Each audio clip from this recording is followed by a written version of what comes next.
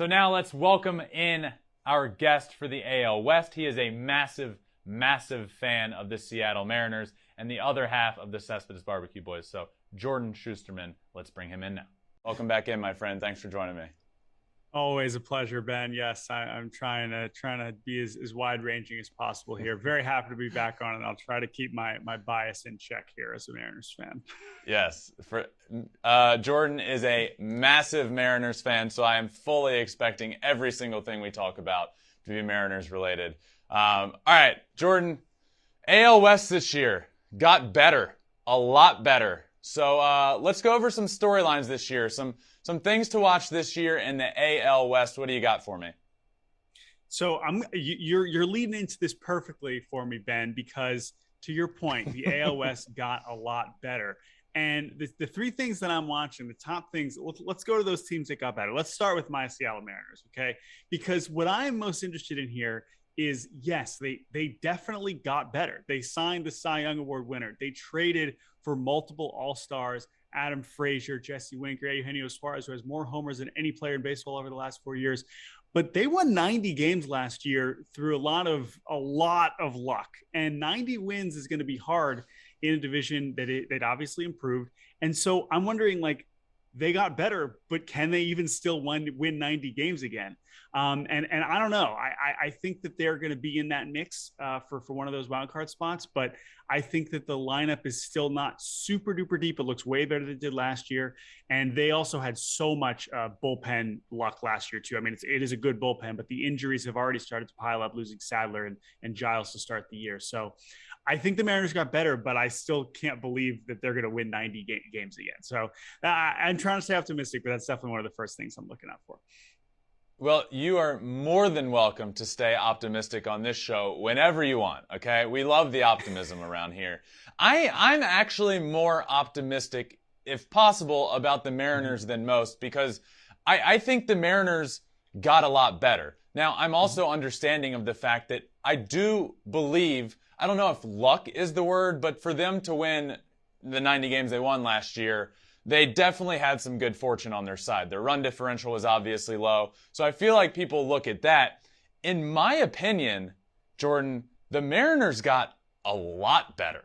I mean, you add the Cy Young winner, you add Jesse Winker, Eugenio Suarez, who you mentioned. I also feel like we're not talking about Adam Frazier, who was leading the National League in hits at the time he got traded last year and definitely scuffled there in that environment. But he's now going to be on that team. I like what the Mariners have done a lot. I don't know if they get back to that exact same win mark, but I think it's good enough to get them right on the edge of contention for perhaps the division, but definitely a wild card spot. No, I think that they could, and it wouldn't shock me. Obviously, it's still a very young team, and so you can project a lot of growth the way that they did last year. But I'm gonna try to stay realistic. I think they're gonna be good, but I'm not trying to get too crazy. But I do want to get to some of the other teams, and we'll get back to the Mariners. Of course, we'll talk about Julio here in a little bit. But I want to talk about the Rangers because we talk about getting better, and this was a team that was very, very bad last year. They were not a watchable baseball team by many measures. Hard to stay positive about the Rangers last year. Right. But hey, what's a good way to turn that around? Spend an insane amount of money, which we love to see. And that's fantastic. It was like, I'm fascinated by rebuilding in baseball. And so much, I wrote a whole thing about it where for Fox, where, it's usually a multi-step process, right? You build up the farm system and you draft well and whatever, and then you spend the money. The Rangers have decided, you know what, let's skip those steps. We'll do those too, but let's just skip straight to, buying a couple MVP candidates in Corey Seager and Marcus Semien. Right. And I love that. I can't say that's a bad move. But I'm still looking at this pitching staff, and I'm still looking at some of the other parts of the roster, and I'm thinking, how good is this team even going to be after spending all this money? I hope that they do, obviously, with the new stadium. Obviously, when the Rangers are good, those fans are fantastic. But I don't know, man. I'm still pretty skeptical here, and I do wonder if they spend nearly enough on the pitching staff as they did on offense. It's not a bad idea to bring in Semien and Seager, but that's another question where how much better does they really get even spending all that money? I love the moves. But I don't know. They're going to have to need some arms to really step up there that we are not foreseeing coming. I'm with you. I'm skeptical as well. And in fact, I don't think they get to become a 500 team in the AL West. But it kind of it kind of begs the question, this team went out in the offseason and spent $500 million, Jordan, which is wild. So it just makes me wonder, like, okay, I don't think this team's going to be 500 this year. They spent $500 million. When you're starting from scratch, like you said, they skipped a few steps. They weren't very good. They hadn't been drafting well. So you start from scratch and you're a really bad team. How much money do you need to spend to start from scratch and be good the very next year? Because I don't think it's $500 million. It might be $1 billion. Well, and that's the thing. And I think what we have to realize in baseball, especially nowadays, is the big payrolls can help. And why we encourage all teams to spend more than they have. That's great, right? But the reason why the teams at the top are so good is because, yes, they can spend like the Dodgers and the Yankees and the Astros can, but they're also nailing things at the bottom half of the roster. And that is just not something that Texas has shown an ability to do, at least so far, right? And so maybe Jack Leiter is just going to be in the big leagues by the end of the year. That's like not the craziest thing in the world, but that's one pitcher, right? Josh Young, their top position player prospect, it sucks that he already got hurt to start the year. He could have impacted the club probably pretty early in the season had he not gotten hurt. So it's not that they don't have guys, younger players that can help them soon, but the depth, I'm just not seeing it. And so I'm definitely a little bit concerned with Texas. Although the thing about them, before we get to the next team here, which I'm sure you will have strong opinions on, is that, like, I don't even really know how much pressure is on the Rangers yet, because yes, they did just spend all this money, but I'm not sure if Rangers fans are expecting to contend. I think maybe they are looking more towards next year and hope that Semien and Seager are still, in their MVP primes, which they very well may be. And so, maybe that plan works out. But I'm with you. I think even Stephen 500 this year would be probably a successful outcome. Yeah. And that's a good point. It's a good starting point. You have a middle of your infield set for the future. So, okay, hit me with one more storyline. All right. So we just talked about, as I just brought up, expectations and pressure, right? And so the Mariners, of course, have the weight of the playoff drought. The Rangers did not. I mean, they could have done nothing, then we still would have been expecting them to the bottom page. So I don't think those fans are, expecting much. Now the Angels. Oh boy. Okay, I know this is close to your heart, Ben. This is it, man. We got to make something happen here. we can't be waiting anymore. We cannot be wasting any more time. And yes, they did make some offseason moves that I can understand some fans being excited about. But as someone who's observed this division closely for the last 10 years, I will not believe it until they actually do it. This is also a franchise that has struggled immensely to build up, not just around, the few stars around Mike Trout and obviously now Shohei Ohtani, but it's roster spots 5 through 25, not just 15 through 25 or 28. It's just been such a struggle. Look, there are things to be excited about in this team, and I do like some of their offseason moves, but I like I said, we can keep getting excited on paper until they go out and do it. I am not going to believe that this Angels team is really going to be good enough to compete. I'm not saying they're going to be as bad last year, obviously, with Trout being out for that long. That's just going to crush them. But like I said, man, this still smells like a 500 team or so. At least they've looked in the mirror and understood the problem. Now you have the new GM come in who drafts in 25 rounds, 25 pitchers, okay? And then this offseason, he goes out and acquires all pitching. Noah Syndergaard, Aaron Loup, re-signs Raisel Iglesias, Michael Lorenzen. I mean, just bring in a boatload of pitchers.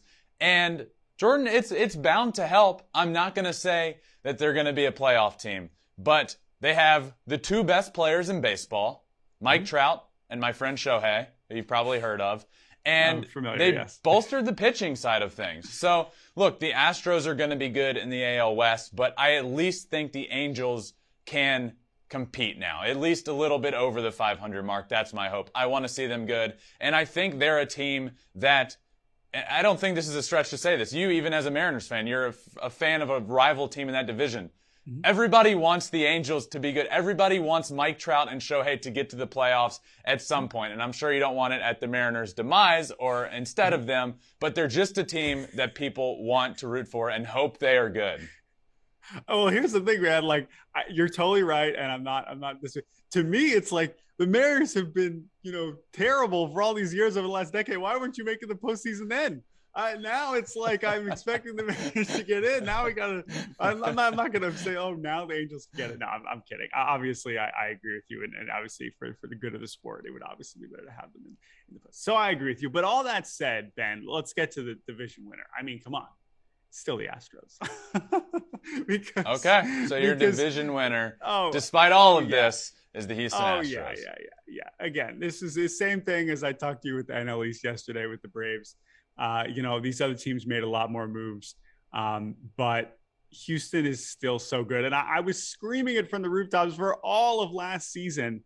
And even in 2020, when they were struggling and then went on that postseason run, I know this. I know how good the Astros are.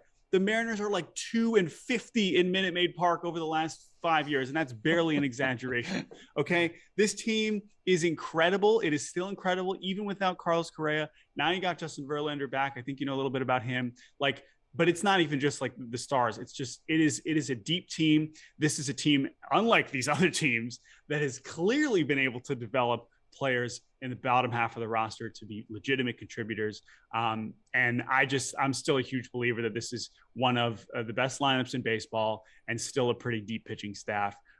Obviously, we saw some of their flaws in the World Series last year, but they were in the World Series again because they're the Astros and they're so good. Yes, there's a few new faces here, but I still think they're the clear favorite, and I would be surprised if they're not at the top once again at the end of the season. Okay, so by the way, 5 consecutive ALCS appearances is pretty remarkable. So it really is. It really is. I believe you're correct there. I like your choice. Okay, let's talk about there's a lot of firepower in this division this year, Jordan, and I mean a lot. Who are some of the top players that you are most excited to watch in the AL West in 2022? So look, I don't need to spend more time on Ohtani. You're going to cover that, right? Trout, amazing. Yeah, great. Ohtani's covered. You don't need to mention. Yeah. That's fine. not going to waste my breath. I do want to stick with Houston for a little bit, and it was hard to pick just one. But Kyle Tucker, man, Kyle Tucker and Yordan Alvarez, both guys, right? This is not that they were like total nobodies. Obviously, Tucker was a first round pick, and Alvarez got a lot of money, signing out of Cuba. But I mean, these guys are both capable of being, all-star, fringe MVP caliber players. And that's why the Astros are still this good, right? We look at the core of Correa and Gurriel and Brantley, and Altuve and Bregman, and it's like great. It's like, oh no, we got another wave. We're good. Like that's fine. Correa can go on, and Bregman can be like kind of relatively disappointing last year, and it doesn't matter. And I think Yordan in particular. Tucker last year, I cannot imagine him being that much better. But I mean, if he's that good, amazing. He's going to be an MVP candidate. I think Yordan has another level to reach as a hitter where he's just as feared as it gets. Which is ridiculous, but I agree. Which is ridiculous. But you look at the way he started his career. I mean, he's amazing. And so both of those guys, I think, just is a great way to. I'm just watching both of them to see if they can put up just a totally monster offensive season in Houston. Okay, and that just speaks to your prediction of Astros winning the division, because one of the names you mentioned, Kyle Tucker, Jordan, is probably going to be hitting in the 6th hole, which is mind-blowing. He was an MVP candidate last year. The depth on this team is just ridiculous, so I like that. I like that pick. He totally was, and we'll get to another Astro here in a little bit, but I want to talk about also another Ranger before we get to, of course, Julio. Spoiler alert, we'll talk about Julio in a second. I got to talk about Adolis Garcia too, because this is a guy who I just as far as just watchable and energy, and this guy was making me tune into the 2021 Rangers, which is a tough thing to do. And I gotta say, a lot of the peripherals would tell me that Adolis is like a huge regression candidate, striking out too much, not walking enough, so much swing and miss. The pitchers are going to have a book on him this year.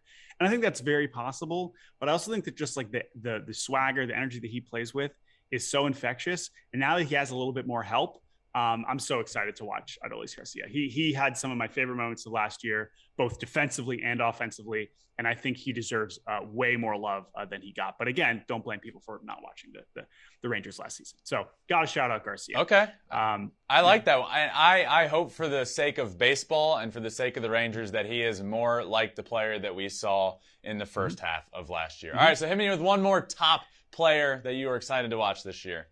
It's got to be Julio. I know we'll get to the mortal rookies here in a little bit, but I mean, this is it, man. This is the whole thing. I tweeted this. The J-Rod show. The J-Rod show is here, and it's so crazy because it's so hard to have. We've been so spoiled with the players that have come up and have been so good so fast, right? And obviously the Mariners got a taste of the opposite of that with Kelenic last year. And I still think Kelenic's going to be a really good player, and his struggles last year are a separate situation. But if you talk to scouts, Julio has been the guy, right? Of course, it's easy to lump him with Kelenic because you're going to share the same outfield, roughly the same age, whatever.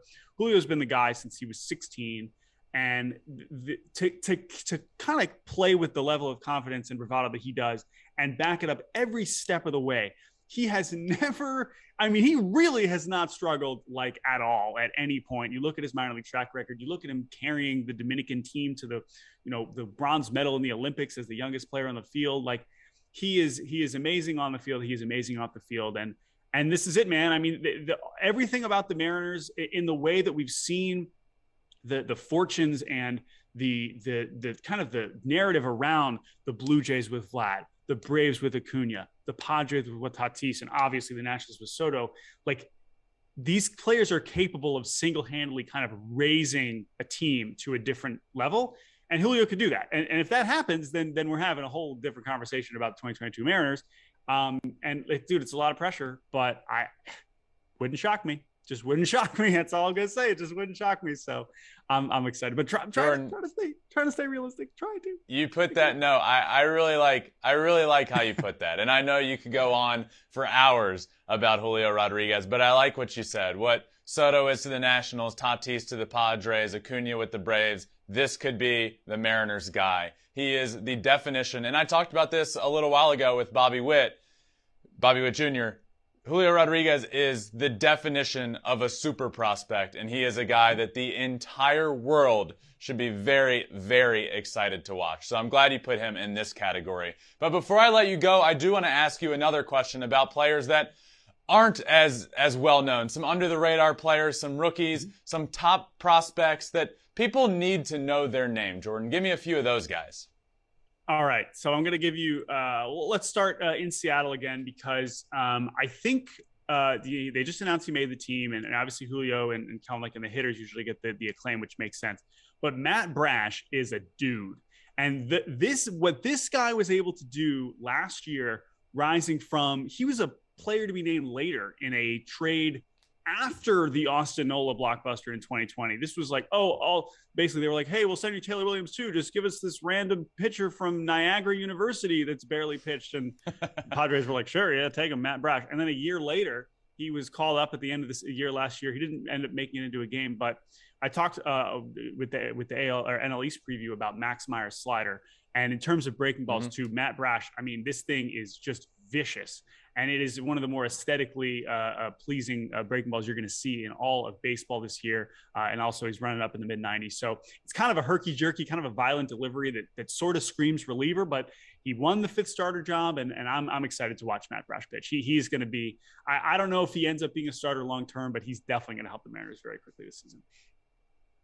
All right, Matt Brash. And in the Mariners rotation, I don't want to say they need him, but – to get something from a guy that you're not expecting in that rotation would take them from very good to very, very good. yeah. And honestly, I was just gonna say, for all Dipoto talking about, okay, we got to trade for obviously they signed Robbie Ray, but I think the reason why they didn't go out and trade for one of the Reds pitchers or A's pitchers is because they're like, hey, Matt Brash is pretty good, so we're just gonna roll with him. True. All right. Who next else guy. Next guy. This guy is going to have a ton of pressure on him in some ways, but also, like, again, as we mentioned, he's going to hit like 8th or 9th, so it's not going to be that much pressure. Jeremy Pena, the gentleman tasked with replacing Carlos Correa. in Houston. I'm a huge fan of this guy. This is a huge. I mean, look, you can't replace Carlos Correa, right? But I think that this guy's going to be pretty good right away. I've been fascinated with Pena just because I remember when he was in college at the University of Maine, he was just defense. He's the best defender in the country, blah, blah, blah, blah, blah. And then he put on like 20, 30 pounds of muscle, and now he's like a legitimate hitter too. And I always kind of thought of him as a glove first, but you used to look at the offensive numbers he was putting up in AAA last year. I think he is going to be ready to contribute right away. Of course, no one is going to be Correa, but when the lineup is this good, he'll be at the bottom of the order and he'll be able to kind of, adjust to Major League pitching. And I think he's going to be a pretty good player pretty quickly. I think he can handle it. I think it's important to note because whenever you step into a position like that, and by position, I don't mean literal position on the field, I mean Carlos Correa's replacement on the Houston Astros, the expectations are through the roof. Like you said, this Astros team doesn't need him to be Carlos Correa by any stretch of the imagination. They need him to play a good shortstop. They need him to hit 8th, 9th, and get on base a little bit. And that's all you can ask for from a guy like that. So you believe he can be that guy for the Houston Astros? Absolutely. I mean, this is the son of a former big leaguer. It's not like he hasn't been around the game. I'm definitely a believer in Jeremy Pena. Okay. All right. One more. Ben. Yep. One more. I believe there is a 5th team in this division. Correct? I don't think we've mentioned them, but there is one, right? They play in Oakland, yes. I think. Yeah. Mm-hmm. Yeah. Yes. Okay. The A's. I've heard of them. I used to hear about them. So if you're an A's fan, I don't know if you're listening to Season Preview Podcast, but if you are, I'm going to throw you a bone here because I'm going to talk about one of my favorite random under the radar players. I don't think he's rookie eligible anymore, but let me just talk a couple minutes about Seth Brown. I love Seth Brown. And I don't know if the A's it's not pretty. I know they traded the whole squad, but first of all, they're still going to find a way to win like 75 games. And we're not going to understand how, but they are going to. That's not, look, if I'm an A's fan, I'm not like happy about that. It doesn't make me feel any better. Right. But I don't think they're still going to find a way to be competent. They will not be good, but they will be competent. Yep. And I truly think that Seth Brown, who hit 20 homers in just 281 at-bats last year, has ridiculous raw power dating back to the days as the NAIA home run king, Lewis and Clark State in Idaho. I love Seth Brown. I think if he gets more playing time this year as the DH, I think he can hit 35 home runs. And Seth Brown. There you go, A's fans. I gave you something. That is what A's fans have to be excited about this year. Jordan, let's see. Houston Astros, your division champs. A lot of good stuff from you. Hey, good luck to your Seattle Mariners this year. I think the entire world is excited to watch them. So, Jordan, thank you so much for joining me. I appreciate it. Absolutely, Ben. Anytime. Thanks for watching. If you love flipping bats, swinging 3-0, or just talking ball, join us. Call us at 213-537-9339 with your questions. We have a weekly guest, and we have a lot of fun, so hit that subscribe button.